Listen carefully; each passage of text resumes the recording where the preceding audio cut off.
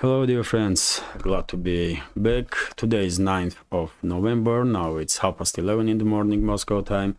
I'm Levan Gudadze and this is my first update for a day in which I'll share all the main news that are making headlines in Russian media outlets and Russian language pages on different internet platforms. There are quite a few very significant developments and news that I'd like to share with you for this moment, but before I start, let me note that likes and comments are only way we can fight back immensely aggressive YouTube algorithm, and if you can, dear friends, please click that like button and leave some commentary or as many commentaries as you can about any topic you like while listening or watching this update.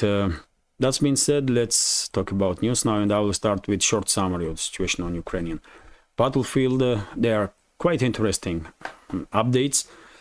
First of all, let's begin with Kherson region, where Ukrainian forces are continuing to send more and more military personnel on the left bank. So this trap created by Russian forces definitely are beginning to work.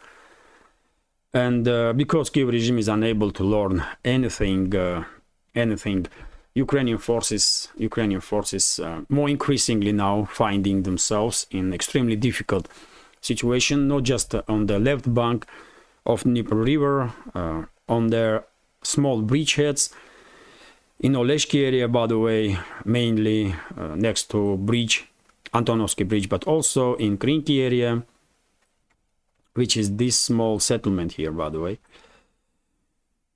Wide settlement, but quite small still. And furthermore, because Kiev regime probably had some plans to conduct mass crossing of Dnieper River, in previous weeks they did redeploy quite a number of Ukrainian brigades from Zaporozhye, so Donetsk sectors of the front line in the Kherson region, and because of this increased concentration of Ukrainian forces, Russian air force are decimating points of concentration of Ukrainian militaries. That's first big problem for Ukrainian side. And secondly, of course, Russian militaries did use this opening and began the local scale operations all along these sectors from where Ukrainian brigades have been removed. And we can say it about partially Zaporozhye region, so Donetsk region, Donetsk direction. Both flanks of Donetsk direction, southern flank and the northern flank, Bakhmut and surrounding areas. But yet again, sector by sector, so Kherson region begins to work as a trap for Ukrainian armed forces. Seems like Kiev did not yet realize that they are entering yet another Russian trap. Let's see how long this will continue, how long Kiev regime will refuse to recognize objective reality. But situation is under full Russian control, by the way, and nothing is happening that can influence overall situation on this sector.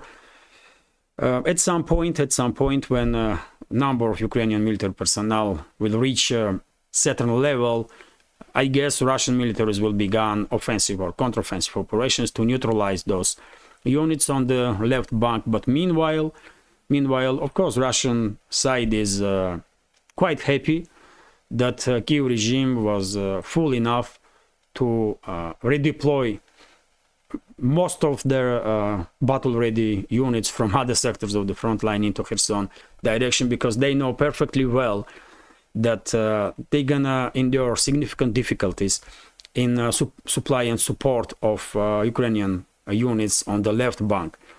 After all, Russian side leave right bank of the Kherson region exactly because of the logistical issues that inevitably will distract military operations. But yet again, Kiev regime is just unable to learn anything, though. And when it comes to other directions, by the way, in Zaporozhye sector, of course, main hotspot is Orekhov bridgehead, and we have different reports from different sources, according to which simultaneously both Ukrainian and Russian forces are conducting local scale offensive operations. Initiative is in Russian side, in Russian hands, and Russian forces, according to reports late afternoon, from late afternoon yesterday, Russian forces did manage to not just regain control over some territories north of Novoprokopovka settlement here, but also they move in direction of Rabotina.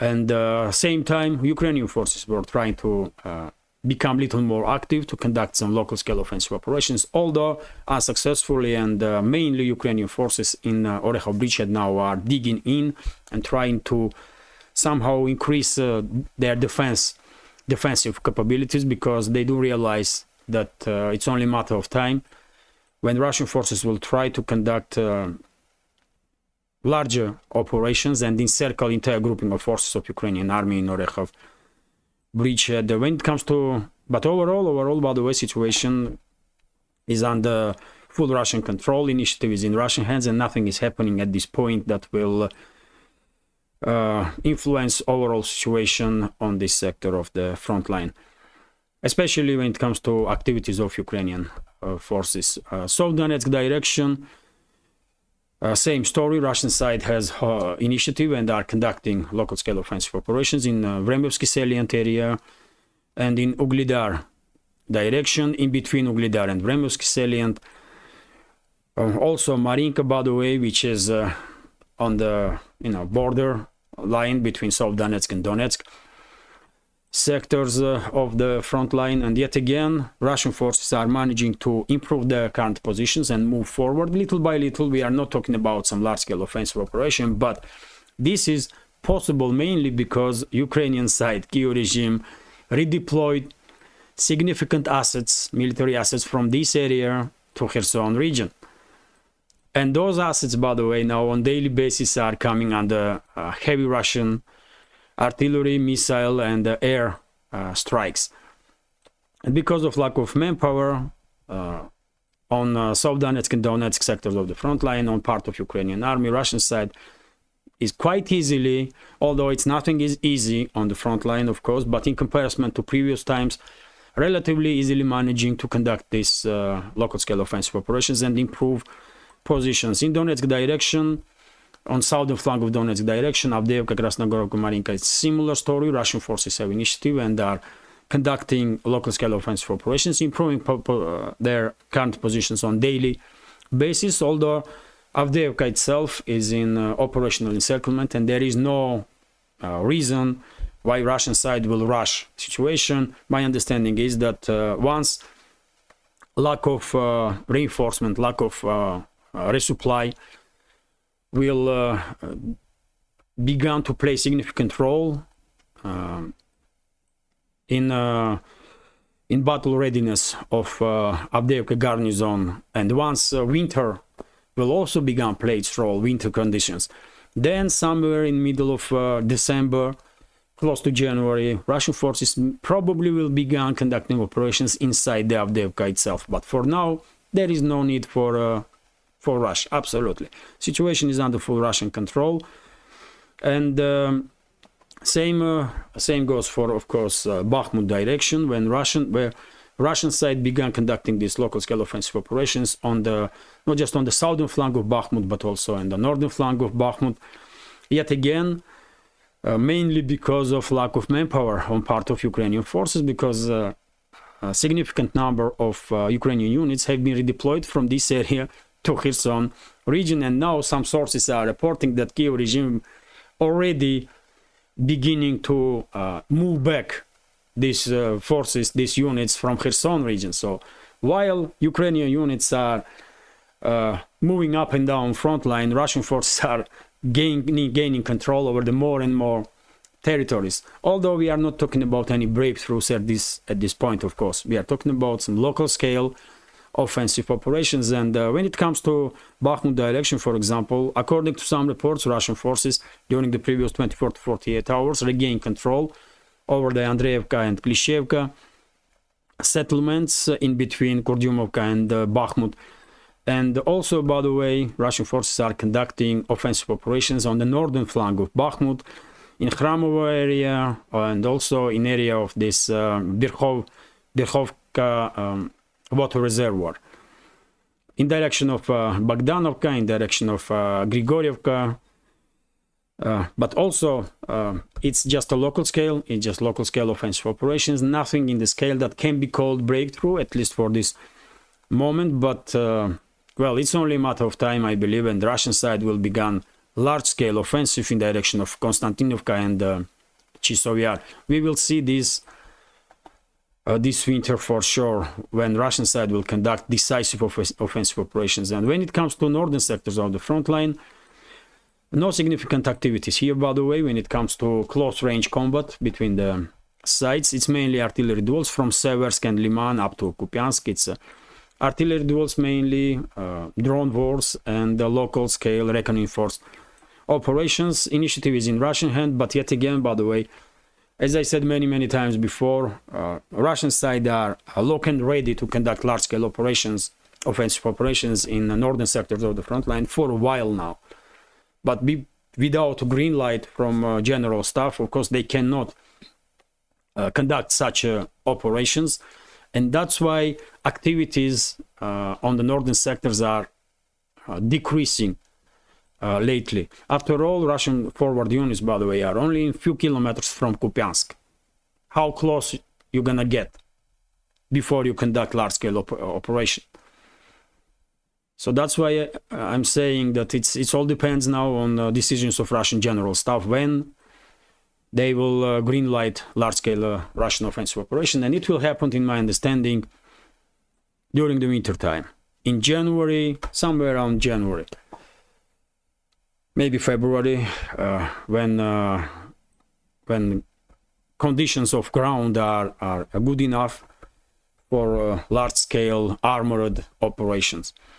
And this is it when it comes to short summary of the situation on Ukrainian battlefield. Dear friends, I will just add to information that I already shared that according to Russian Defense Ministry from yesterday's update, during the previous 24 hours, Ukrainian forces lost about 600 military personnel on all the sectors of the front line, killed and wounded, dozens of armored vehicles, artillery pieces, and so on. And what is also interesting, Russian air defense systems did manage to shut down one Su-27 fighter jet in Kamenka area, which is DPR, Donetsk People's Republic. Also, two MiG-29 fighter jets, by the way. One near Preobrazhenska, which is also Donetsk People's Republic, and the second one in Kryvyi Rog area, which is Dnipropetrovsk region, as well as two Su-25 attack planes close to Pavlograd. This is Dnipropetrovsk region, and Kherson region, by the way. One was destroyed in Pavlograd, and second one in Tokaryevka, which is Kherson region.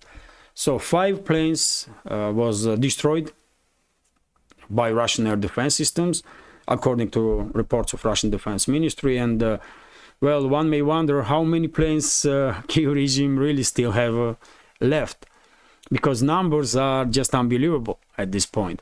I can understand that NATO member states, Washington, London, and rest of them were looking for this Soviet-era planes all around the world and buying and then supplying to Kyiv regime, but how many of them?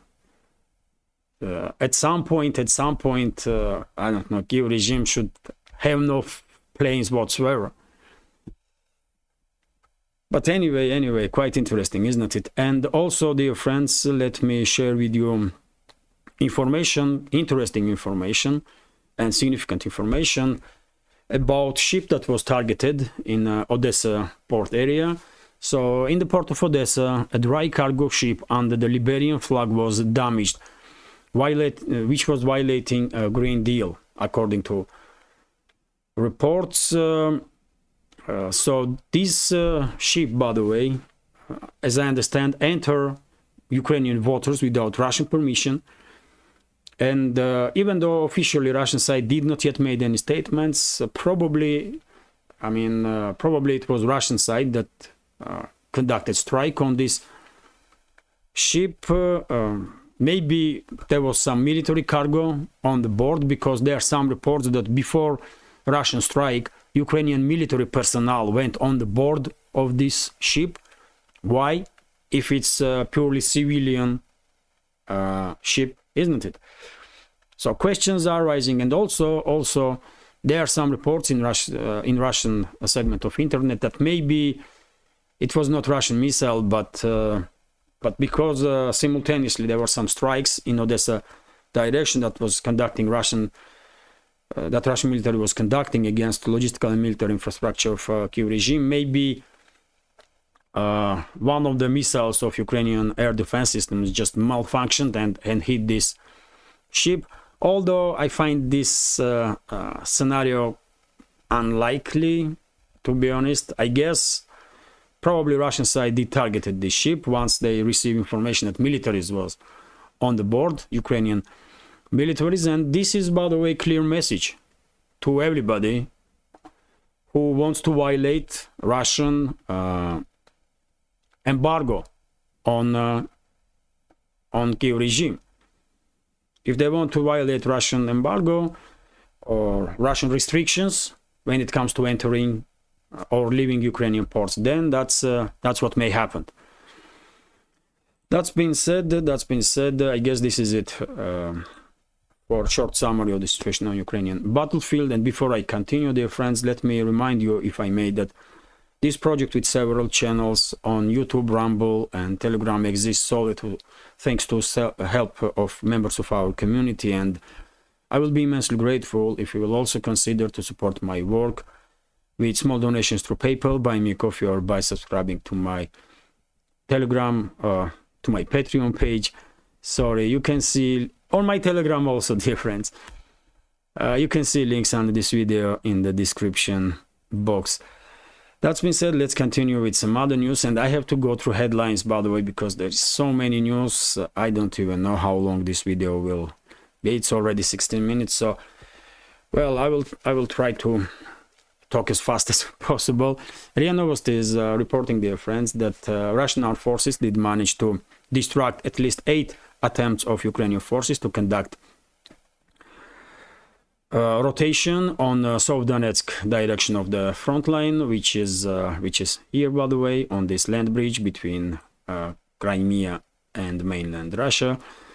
This is South Donetsk sector, and the initiative is in Russian hand here, as I said initially, and the Ukrainian side definitely have significant issues now with manpower. And when it comes to manpower, by the way, many media outlets yesterday and I guess today were writing and will write that Kiev regime is beginning to conduct mass mobilization of females in Ukraine, which is on its own speaks volume, this decision, and highlights how difficult and how desperate Zelensky's and his associates' situation is.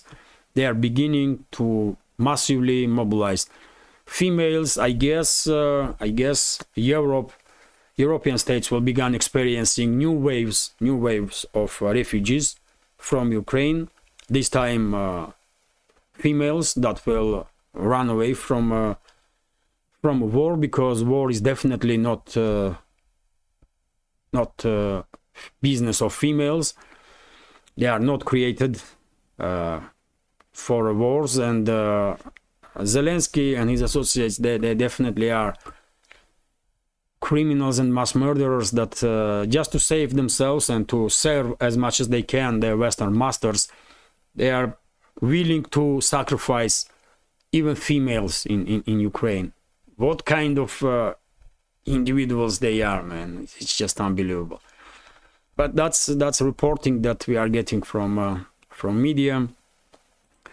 Also, dear friends, RIA Novosti is reporting that this morning one of the Ukrainian drones did manage to go through Russian air defense systems and drop several cluster munitions on one of the factories in Kursk region, and this happened in Suja settlement.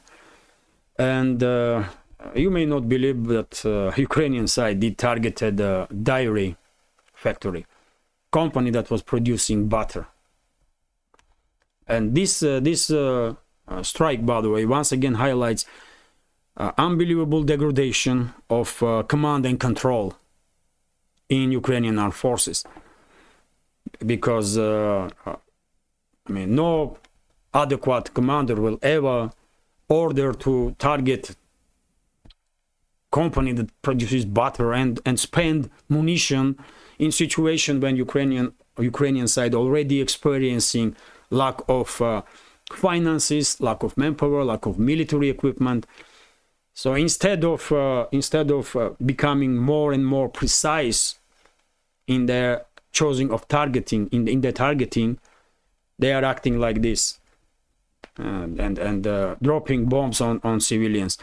According to report, by the way, no casualties occur on the area where these cluster munitions were dropped, but fact itself definitely speaks volume. RIA Novosti is also reporting that yesterday, as you know, dear friends, on the request of Russian side, UN discuss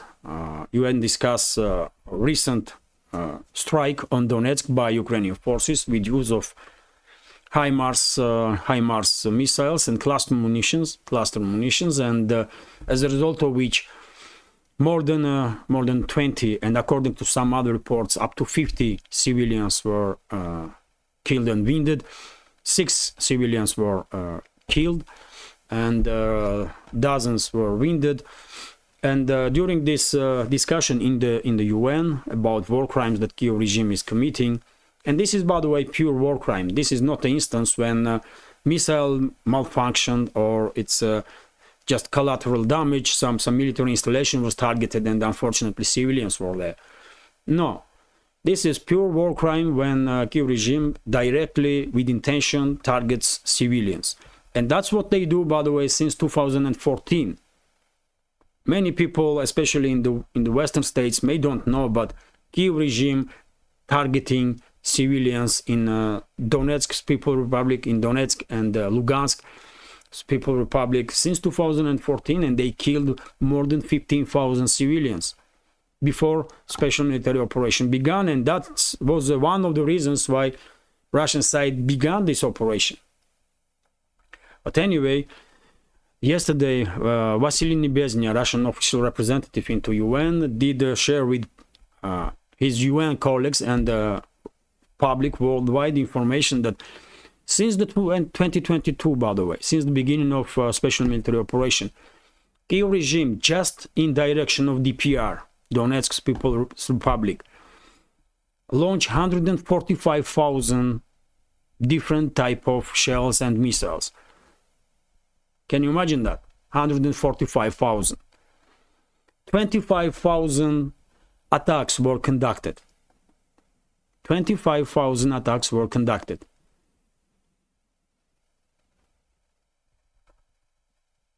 What?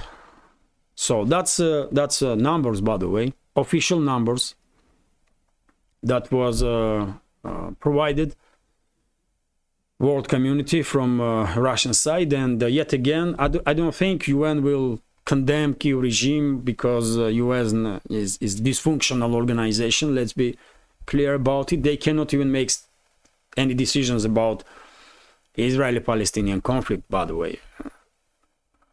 What they gonna do in regards to Ukraine? They're not gonna criticize or condemn Kyiv regime, but numbers itself definitely highlights what kind of individuals those criminals really are. And RIA Novosti, by the way, just in confirmation of what I just said, RIA Novosti is reporting that Ukrainian forces yet again shelled Donetsk, by the way, and this time hospital. And several shells hit area of hospital. One building of hospital in Donetsk was significantly damaged, other building was partially damaged, and only because of some miracle, not doctors, not patients, and not visitors were killed during this strike. But yet again, pure war crime. But unfortunately, this kind of actions from Kyiv regime will continue until Russian side will end existence of that regime. That's how it's gonna be. And RIA Novosti is also reporting that yesterday Kyiv regime conducted yet another terrorist attack on Russian officials, and this time MP, local MP in Lugansk People's Republic was assassinated. His car was mined, and Mikhail Filipenko, this MP in the Lugansk, was killed. This was the second attempt from Kiev regime to assassinate him. First time he did manage to survive, but yesterday Ukrainian terrorists under orders of Kiev regime did manage to murder him. Face of Kiev regime, that's what it is, man. That's what Kiev regime is, really. Let's continue. TASS news agency is reporting that Zelensky, dear friends, yesterday come up with a new bunch of crazy statements, and he was saying that Ukrainian counteroffensive or Ukrainian offensive operations will continue in 2023 and 2024. If you listen to his speeches, by the way, I mean, you will really get understanding that this individual is out of touch with reality. He is definitely in some other place.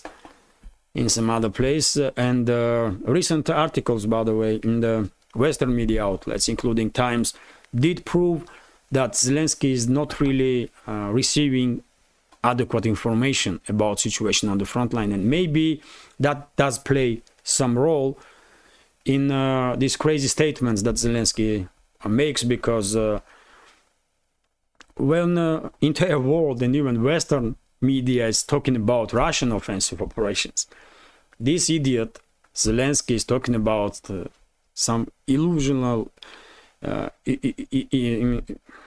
imaginable or imaginative Ukrainian offensive in 2023 and 2024. I mean, he's clearly done, man.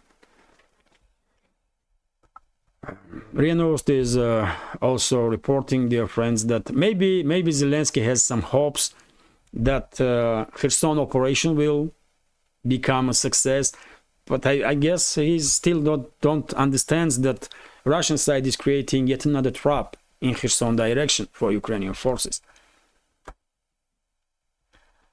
But anyway, let's continue. Nobody at this point probably takes Zelensky and his statements seriously, because he's madman, mad clone. He's dangerous because he holds some power inside Ukraine, and he's definitely clearly danger, not just for Russia, but also for Ukrainians, by the way, and also for Europeans. But when it comes to adequacy, everybody understands that Zelensky is losing his mind, that's for sure. Anyway, let's continue. And RIA Novosti is reporting that according to White House official, US already did spend 96% of all the funds that were allocated for Kiev regime. And I did translate, this was stated by John Kirby, by the way. And to say properly his position, I did translate this sentence. So since the beginning of the Russian special military operation, the United States has spent 96% of all funds allocated to support Ukraine. The White House coordinator for strategic communications said, which is John Kirby, by the way, Admiral John Kirby. Well, no surprises here. And this topic, by the way, that there is no money left for Ukraine, have been articulated many times these days. Not just John Kirby is talking about it, but also USAID come out with similar statements that they have no funds no more to support Kiev regime. And I guess this is done to pressure somehow US Congress, Republicans mainly in the Congress, to approve Biden's aid package, combined aid package for Ukraine, in which Biden wants $61.3 billion to be allocated for Ukraine. Also for Israel, 14.3 or more than $14 billion for Israel, and also Taiwan is mentioned in that draft and border security in US itself. And to pressure US congressmen, of course, they are now beginning to cry that these officials in Biden's administration, that there is no money to support Kiev regime, to support Israel, to support this and that.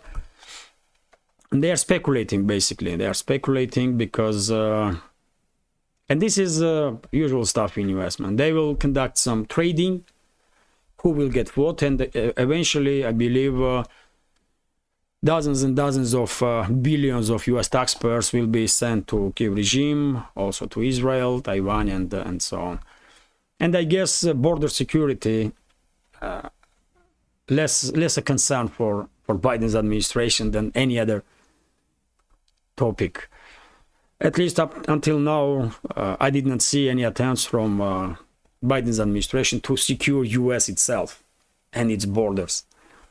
Anyway, let's continue. RT is reporting that according to this article, White House is not encouraging Ukraine peace talks. That was said by official from State Department. Let's read several sentences. So the US is not pushing Ukraine towards negotiations with Russia. State Department Principal Deputy Spokesman Vedant Patel has insisted, commenting on media reports claiming that such efforts are taking place behind the closed doors.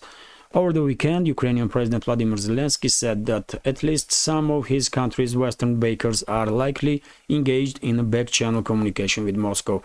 So this topic of negotiations between Kiev and Moscow also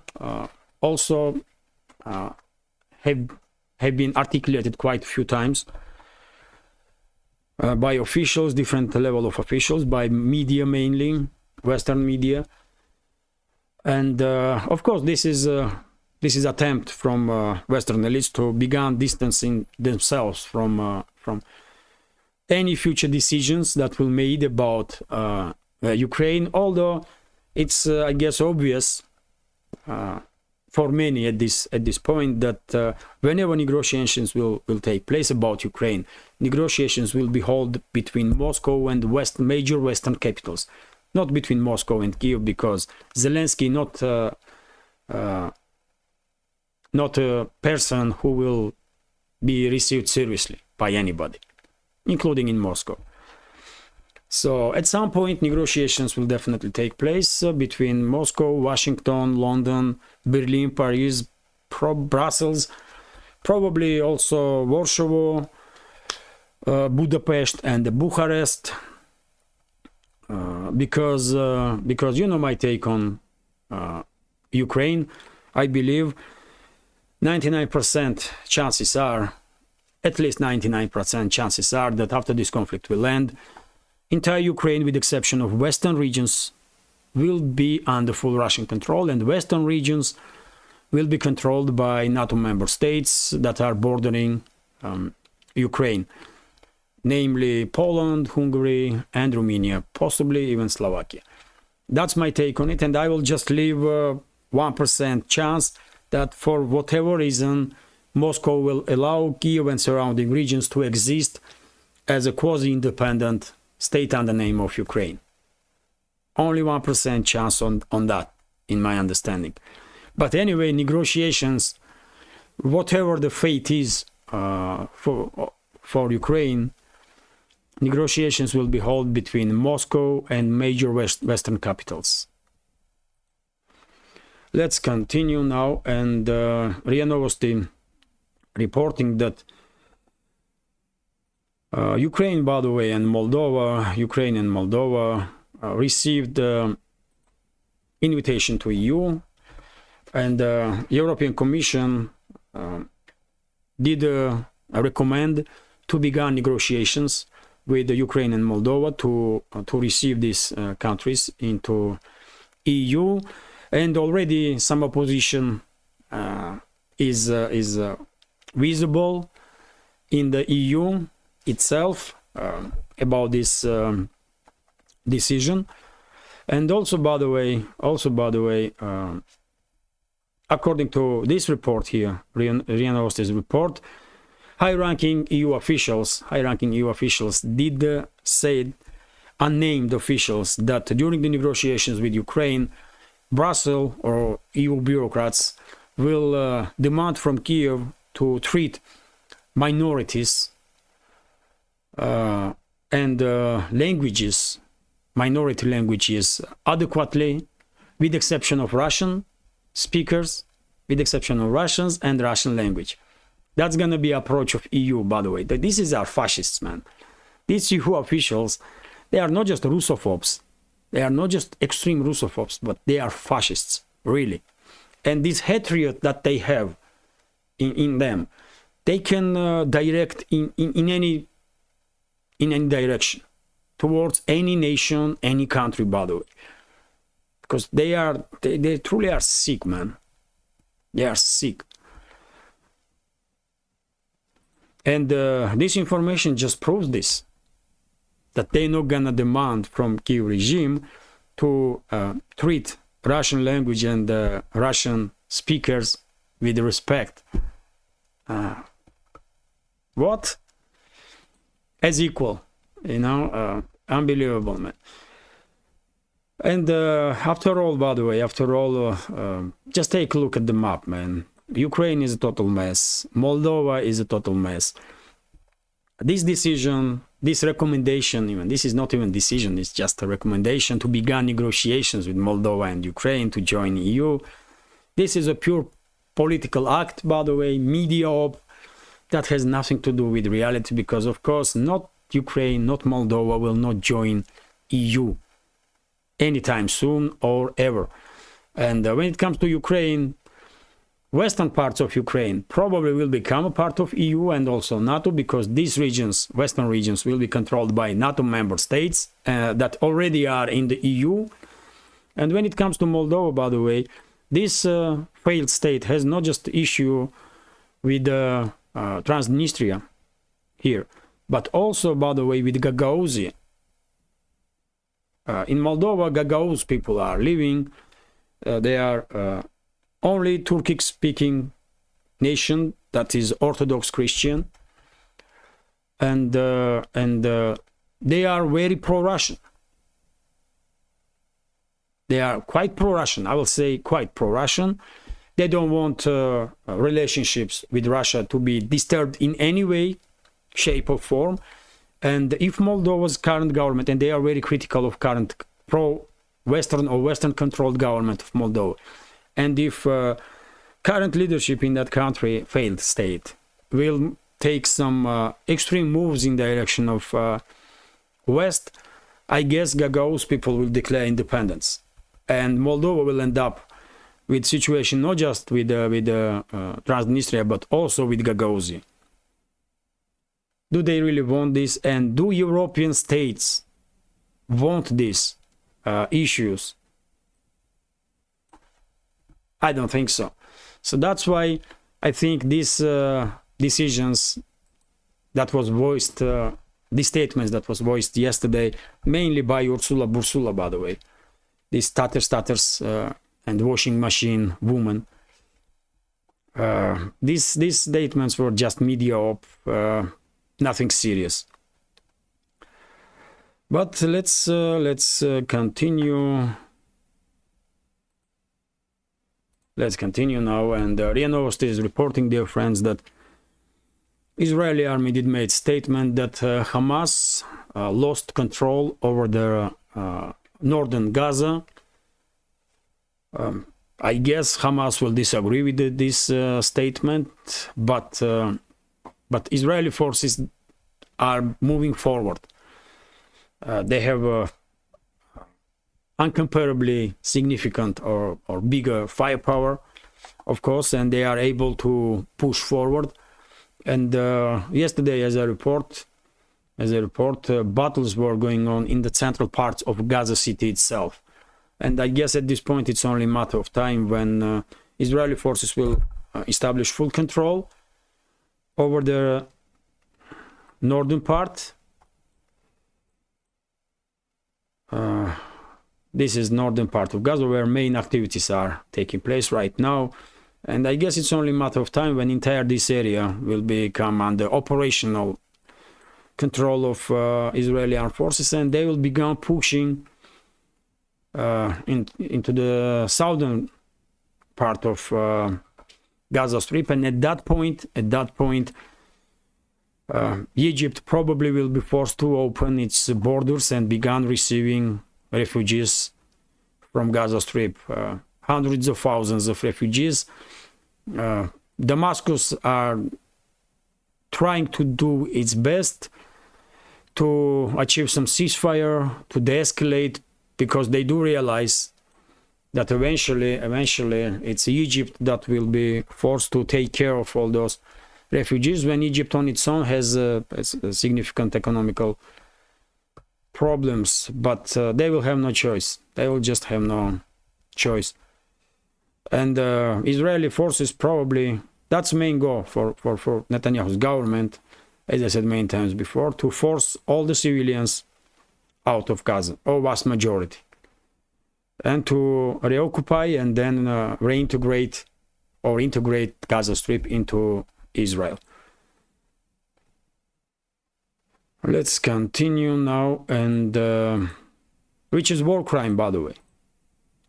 Forcefully removing or forcing local populations out of their land is a war crime, undoubtedly, but Netanyahu's government don't care. They just don't care. And TASS news agency is reporting that Netanyahu yet again declined suggestions to stop hostilities, at least for several days, for humanitarian reasons. And he said that until all the hostages are released, Israeli side will continue intensify its military operations. And also TASS news agency is reporting that some negotiations, according to Al Mayadin TV station, is being held between the sides with participation of third parties. And according to this information, this report, Hamas may release 12 hostages for a short ceasefire, humanitarian ceasefire in the region. This may happen today. Let's see how will situation develop. Also, by the way, TASS news agency is reporting about very strange statement that Netanyahu made about Israeli secret services helping Brazil, their Brazilian colleagues, to neutralize threats of terrorist attack from Hezbollah in Brazil against some Israeli targets, Israeli associated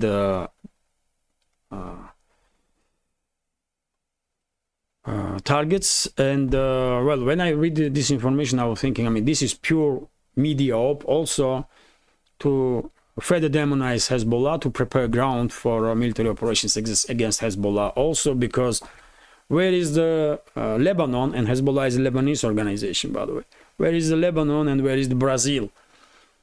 Why Hezbollah will send or try or plan any attack on any Israeli assets in Brazil when they have possible targets right next door? Where is the logic here?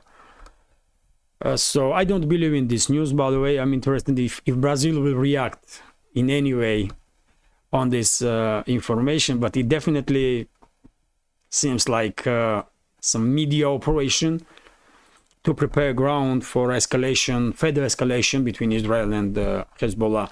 Let's see. TASS news agency is reporting, meanwhile, that according to CNN, by the way, U.S. officials through the undisclosed lines of communication did inform Iranian leadership that U.S. is not intending to further escalate the situation in the Middle East and to provoke regional war. If it's true, by the way, that's a great news. If Washington truly are not planning to provoke regional war, this is great news. But can we trust Biden's administration? Can you trust Biden's administration? I can't, and I don't think many people can. So that's why I'm still skeptical about future developments in the Middle East, because I'm afraid Washington and London will try to further escalate in the region and to provoke a military conflict, not just between Israel and Lebanon or Israel and Hezbollah, but also between Israel and Iran. They may provoke regional conflict, and the main goal for Western ruling class, in my understanding, is to shut down shipping in the Persian Gulf, by the way, so that they will be able to cut off China from energy sources of Middle East. That's the geopolitical goal of Western so-called elites. If they will escalate, and they will, I believe, maybe not now, sometime in the future, but they will definitely try to cut off China from Middle Eastern energy sources. But let's see how will situation develop. And to continue topic of possible escalation, RIA Novosti is reporting that Israel yet again did strike southern Lebanon, where Hezbollah's positions are and Hezbollah's assets are located. And I did share on my Telegram pages many times these constant strikes from Israel on southern Lebanon, including on munition depots of Hezbollah and towns and cities in borderline regions. Yet again, if this is not preparation of the ground, not provocation against Hezbollah to further escalate this conflict, then what this is? Why Israel is provoking Hezbollah? And by the way, if you notice, Israel began intensify its strikes on Hezbollah, especially after US deployed main core of its military assets, 2 aircraft carriers, into the region.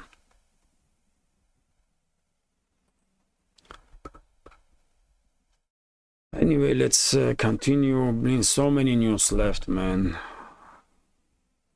So many news left, and this update is already 47 minutes. Okay, at least I will try to share headlines. TASS news agency is reporting that, well, US official did confirm that Houthi rebels or Houthi militaries in the Yemen did shut down US MQ-9 drone. And according to US side, according to US officials, drone was flying over the international waters, did not cross Yemenis border, but I don't think in this case Yemenis forces or Houthi forces will care about exact location of these drones. They see a US asset and they did fire at it. And I did share a video, by the way, on my Telegram with destruction of that US drone. Also, TASS news agency is reporting that a US military base right next to oil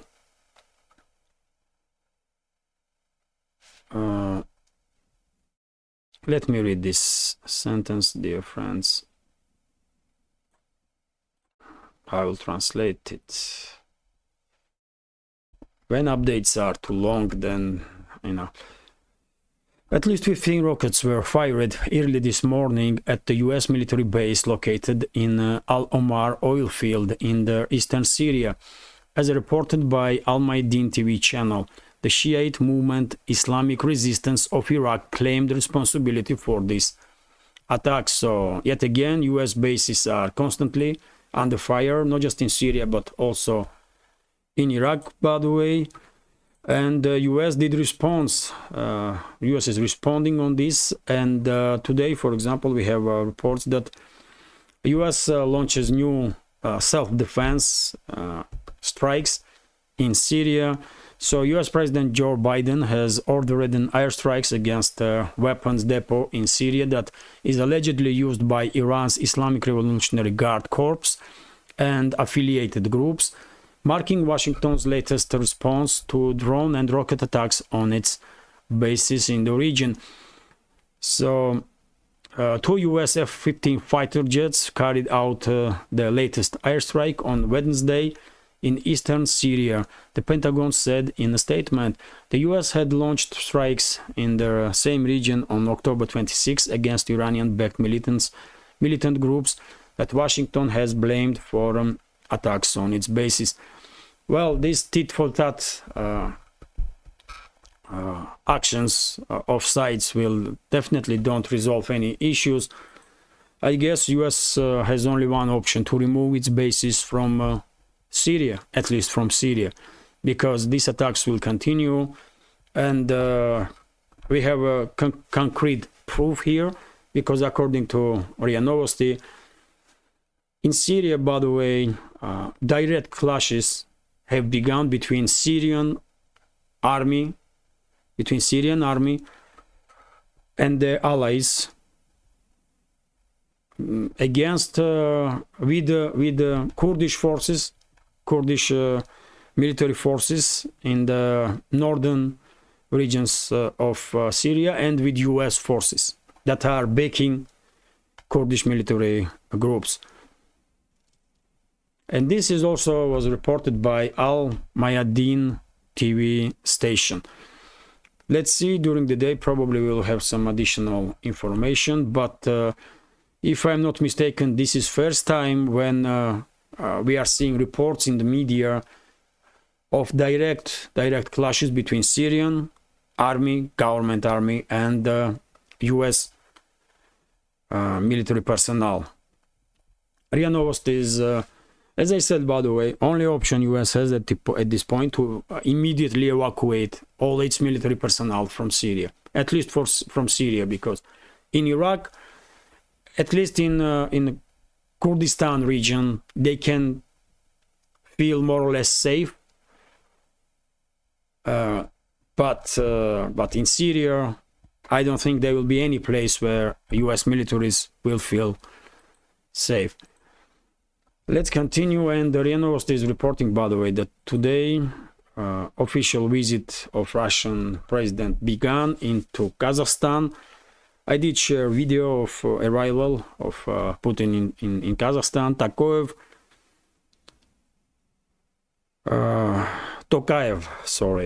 Tokayev, president of Kazakhstan, met him in airport, and they will have some talks. Putin will participate in a forum of regional cooperation that will take place in Kazakhstan these days, and well, let's see what will come out of this visit of Putin in Kazakhstan.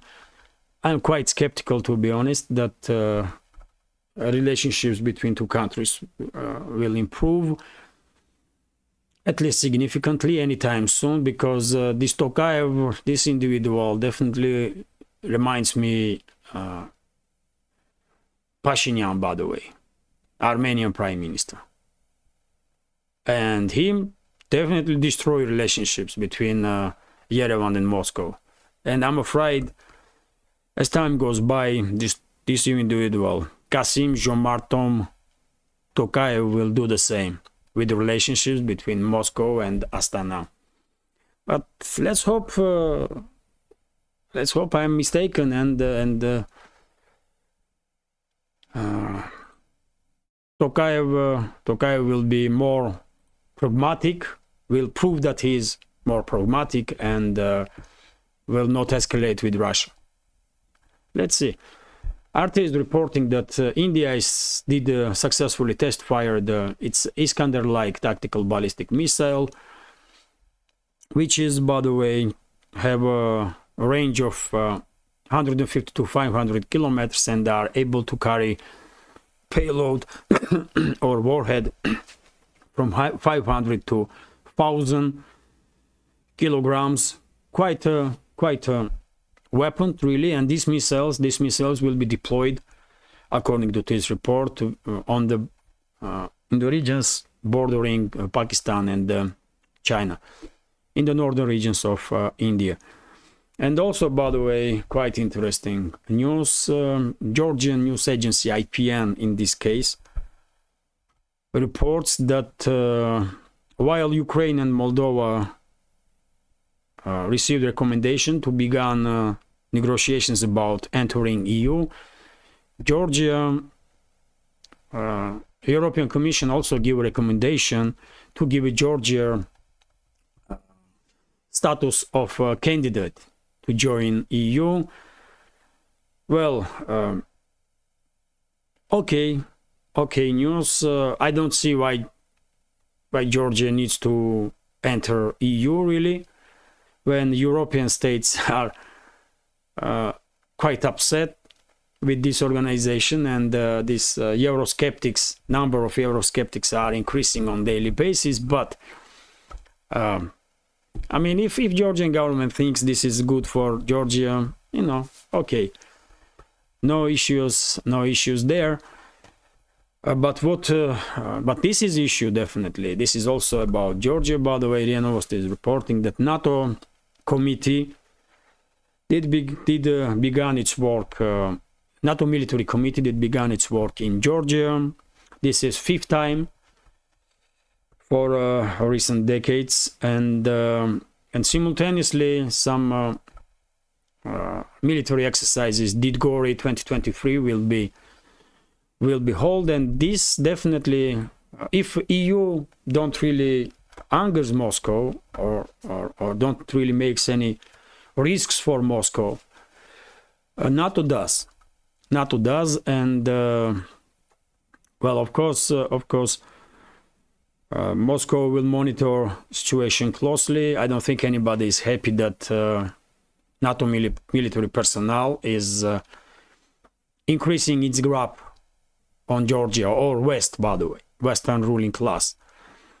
And also, by the way, very troublesome news from very same region, Southern Caucasus. RIA Novosti did report that in the mountainsides of Abkhazia, by the way, local Abkhazian law enforcement agencies are looking for a sabotage group, a well-armed and equipped sabotage group that, according to reports that I see,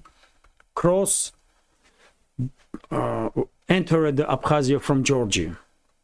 And well, I did share information yesterday, by the way, about this development. Let me show you on the map this area. So this is, by the way, Georgia. When Soviet Union collapsed, that was Georgia here, Georgian Republic, and then there was conflict between Georgia and South Ossetia, and also Georgia and Abkhazia, and both republics declared independence. And after 2008 escalation, military conflict in South Ossetia and between Georgia and Russia, also Moscow made decision to recognize independence of these republics, and as a result of bilateral agreements between the sides, Russia has military bases in both in South Ossetia and in Abkhazia as a protective force. So this is Abkhazia, by the way, on the Black Sea, and this sabotage group, according to information that I see, allegedly entered Abkhazia from Georgia. Initially, Solovyov Live channel did report about some 50 military personnel, this sabotage group that entered Abkhazia. Then on RIA Novosti, by the way, I see reports that according to Ministry of Interior Affairs of Abkhazia, local hunters, local residents in Abkhazia did see some armed group of 7 to 8 military personnel, well armed and equipped with not non-Soviet equipment. And right now, Abkhazian law enforcement agencies are looking for this group. No additional information, by the way, no additional information. Maybe this is fake news, because I'm 100% sure, by the way, I'm 100% sure that Tbilisi, current government of Georgia, will not send no sabotage group nowhere. Current government of Georgia demonstrates time after time that they are willing to resolve all the issues with Abkhazia and South Ossetia with peaceful means. So I'm 100% sure if any group, any sabotage group did enter Abkhazia really from Georgia, current government of Georgia has nothing to do with it. And possibly, if that's true, by the way, I did not see yet any proof from any side that any group truly entered region. But because we are talking about very difficult region, of course, this type of informations, when informations are spread by mainstream media outlets, of course, it makes people nervous. And well, in my understanding, if any group did really enter Abkhazia from Georgia, most likely that group will be, most likely, by the way, fighters made from fighters of so-called Georgian Legion that are fighting in Ukraine on side of Kiev regime and are operating under close control of Ukraine's military intelligence. And as we all know, by the way, Kiev regime almost openly were demanding from Georgia to open second front to somehow distract Russia. And current Georgian government refused to escalate with Moscow. And statements were made openly by high-ranking Georgian officials about it. And maybe if this information will be confirmed during the day or in coming days, that some sabotage groups are operating in Abkhazia, then I guess this is an attempt from Kiev regime to somehow destabilize Georgia, to somehow provoke military conflict between Georgia and Abkhazia, maybe even between Georgia and South Ossetia, because just a few days ago, by the way, very strange incident occurred in South Ossetia, in the direction of South Ossetia.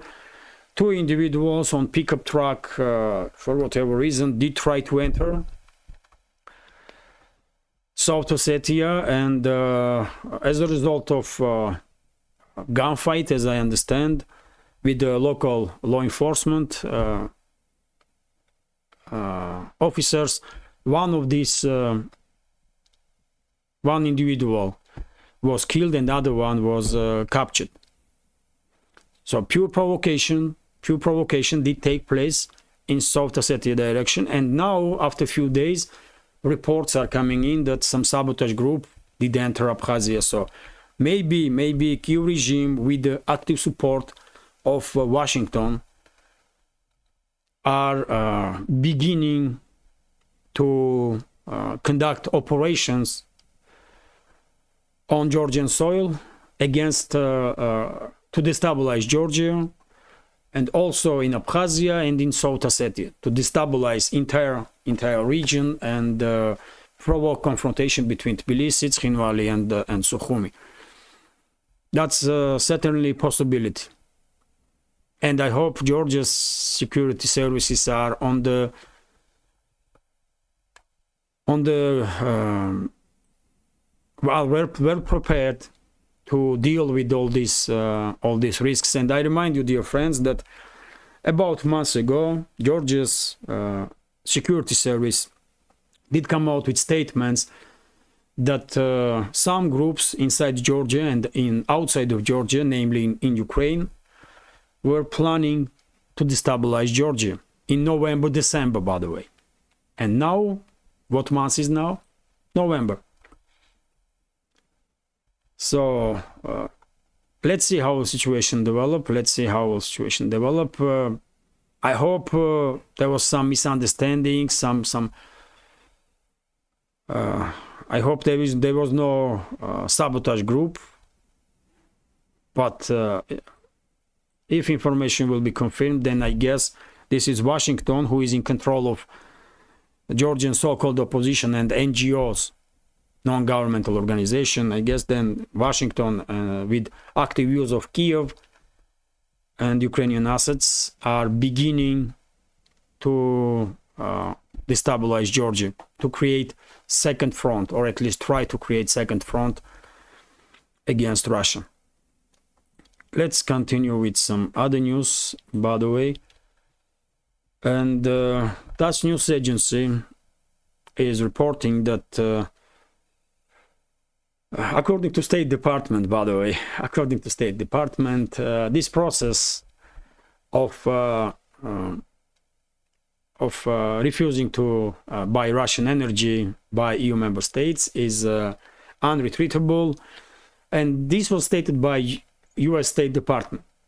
One should ask question. I mean, how it is your business what EU will do or not?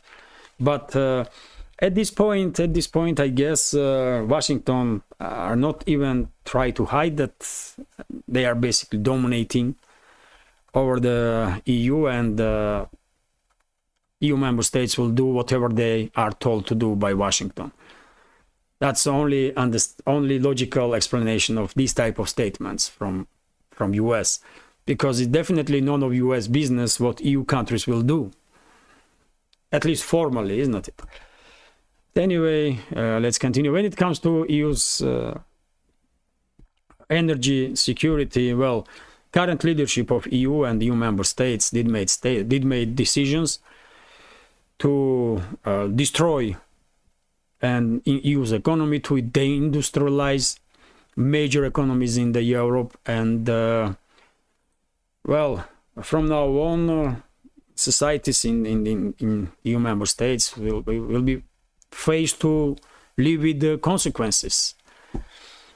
All this was happening before their eyes, and society should be more proactive to stop this madness, to stop their so-called elites. But unfortunately, only small groups, only small, well-informed groups were understanding what was going on and trying to wake up societies in their countries. But I guess they were unsuccessful, especially because of this immense influence of Western propaganda, or propaganda of Western ruling class. Anyway, let's continue. RT is reporting that China, by the way, emerges as the largest lender to developing world.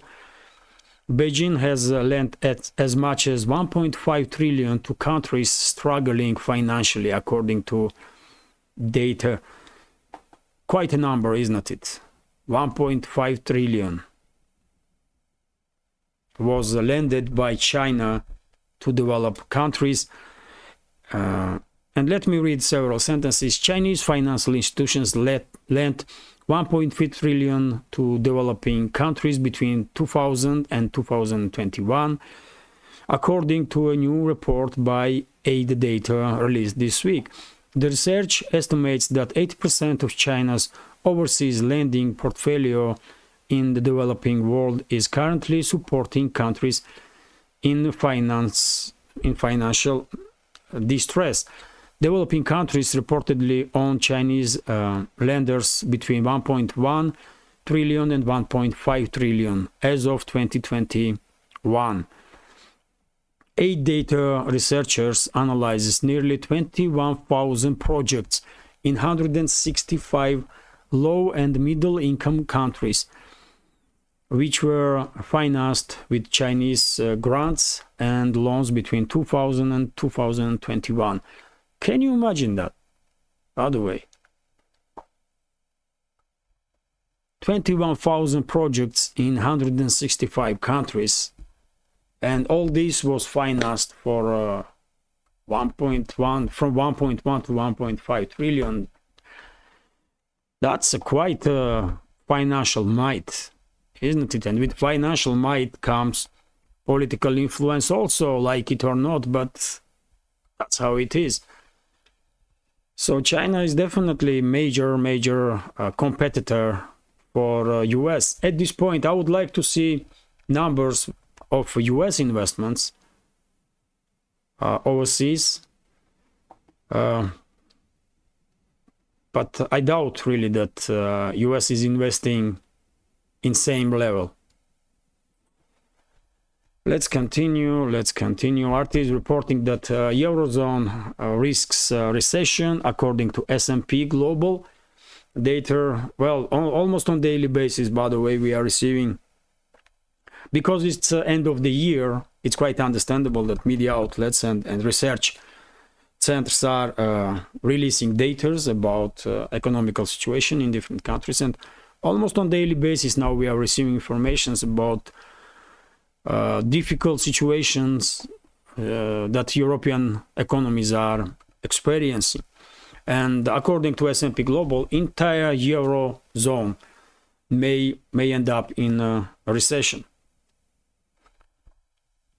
I don't know, I'm not financial expert, but it's probably, but I do read plenty of news, and when you on daily basis read that Germany's economy on the verge of recession, or maybe even in technical recession, UK's economy is on verge of recession or in technical recession, French economy is not doing that well, Spanish economy is struggling. These are major economies in Europe. Italian economy, if they are struggling, then of course entire Eurozone gonna be in difficult situation. But anyway, let's and this is quite unfortunate, but yet again I'm quite sure the sanctions war that Western so-called elites declare on Russia has much to do with this quite poor economical performance of EU member states. Let's continue, and RT is reporting, by the way, that Russian Central Bank estimates how long sanctions will last, Western sanctions on Russia, and well, according to Russian Central Bank, Western sanctions targeting the country's economy are not expected to be lifted until at least 2027, according to a forecast. Well, this is quite optimistic. Russian Central Bank usually is quite conservative, let's say, in its estimations. But this time, I don't know why, but they come out with quite optimistic statement, because me personally, I'm quite sure this sanction war will last for decades. These sanctions won't be lifted not in 2027, not in 2028, not in 2038. This sanctions war will last for decades, unfortunately. And this Cold War between Western world and the rest of the world will last also decades and only intensify, unfortunately.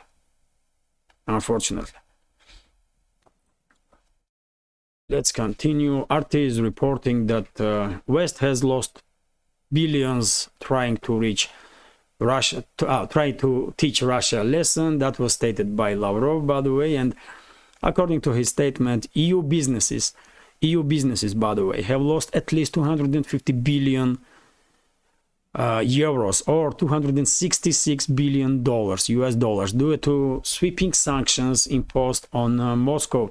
Russian Foreign Minister Sergei Lavrov stated on Wednesday, and well, yet again, by the way, I just said that I believe this poor poor performance of EU economies have probably have something to do with the sanctions, also the sanction wars, and this is exactly the proof.